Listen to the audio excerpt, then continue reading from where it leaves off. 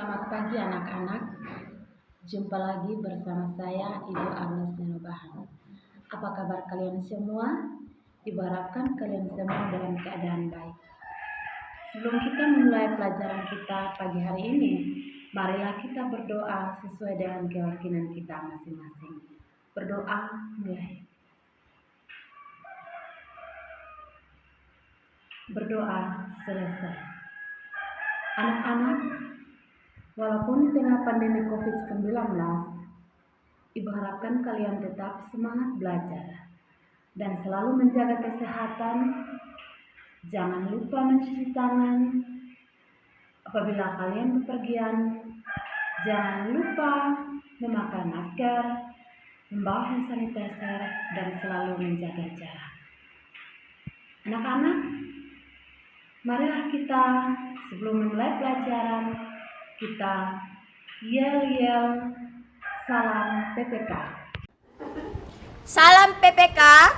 Salam cerdas, berkarakter, menyenangkan, luar biasa, mantap. Tarik sis, SMP Negeri 12 Kota Kupang, hebat, hebat, hebat, mantap. Anak, materi kita hari ini tentang interaksi makhluk hidup dengan lingkungannya. Dengan kompetensi dasar 3.7, menganalisis interaksi antara makhluk hidup dan lingkungannya, serta dinamika populasi akibat interaksi. Kompetensi dasar 4.7 menyajikan hasil pengamatan terhadap interaksi makhluk hidup dengan lingkungan sekitarnya. Adapun tujuan pembelajaran, setelah kalian mempelajari materi ini, kalian mampu menjelaskan konsep lingkungan dan komponen-komponennya. Yang kedua, melakukan pengamatan lingkungan dan mengidentifikasi komponen biotik dan abiotik.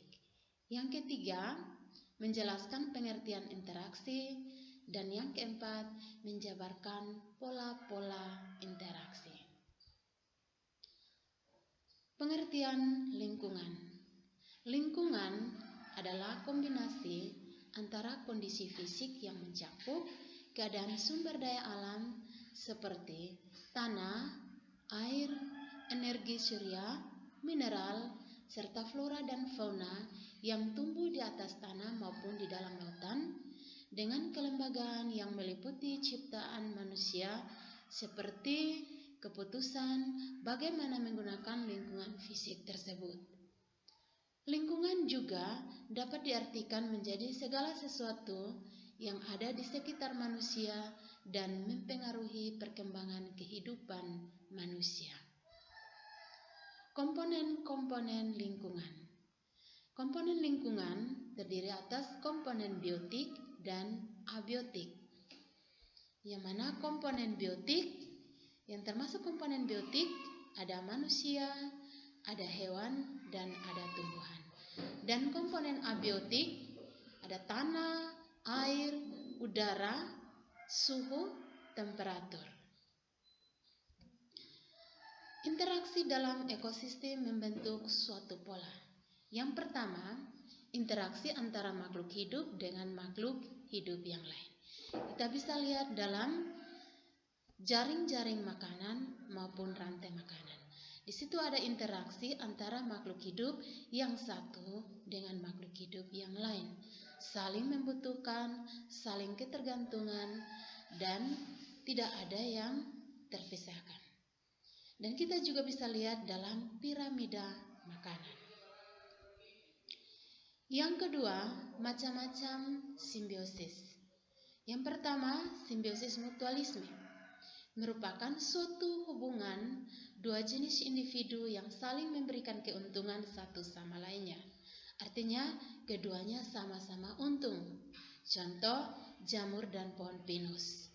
Jamur mendapatkan makanan dari pohon pinus, sedangkan pohon pinus mendapatkan garam mineral dan air lebih banyak jika bersimbiosis dengan jamur. Contoh yang lain, interaksi antara lebah dan bunga. Kita lihat pada gambar ini, ya, lebah mendapatkan nektar dari bunga, sedangkan bunga juga mendapat keuntungan, yaitu lebih membantu dalam proses penyerbukan. Yang kedua, simbiosis komensalisme adalah hubungan interaksi dua jenis individu yang memberikan keuntungan kepada salah satu pihak, tetapi pihak yang lain tidak mendapatkan kerugian. Contoh simbiosis komensalisme adalah antara tanaman anggrek dengan pohon mangga. Tanaman anggrek mendapatkan keuntungan berupa tempat hidup, sedangkan pohon mangga tidak mendapatkan keuntungan maupun kerugian dari keberadaan tanaman anggrek tersebut. Artinya, tanaman yang satu untung, yang satu dia tidak untung, dia juga tidak rugi. Contoh lain antara ikan badut dengan ikan anemon. Yang ketiga, simbiosis parasitisme merupakan hubungan dua jenis individu yang memberikan keuntungan kepada salah satu pihak dan kerugian pada pihak yang lain. Artinya yang satu untung, yang satu rugi. Contoh simbiosis parasitisme, kutu rambut dan manusia. Kalian juga pasti, terutama yang wanita, pasti ada kutu rambut. Nah, ketika kutu rambut berada pada rambut kita, maka dia memperoleh keuntungan dari kita atau manusia berupa darah yang dihisap sebagai makanannya. Sedangkan manusia akan merasakan gatal pada kulit kepalanya. Contoh lain antara tanaman tali putri dengan inangnya. Anak-anak, materi kita hari ini sampai di sini dan kita akan lanjutkan pada pertemuan berikutnya tentang bagaimana pola interaksi antara makhluk hidup yang satu dengan makhluk hidup yang lain, yaitu dalam rantai makanan dan jaring-jaring makanan. Kita simak yel-yel SMP Negeri 12.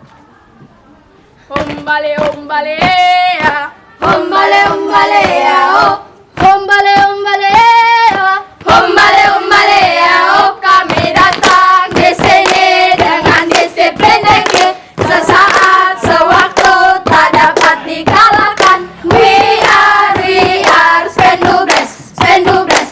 We are Spendubles, Spendubles, Spendubles. Anti mati gaya ber. Anak-anak, sebelum kita mengakhiri pertemuan kita kali ini, marilah kita berdoa sesuai dengan keyakinan kita masing-masing.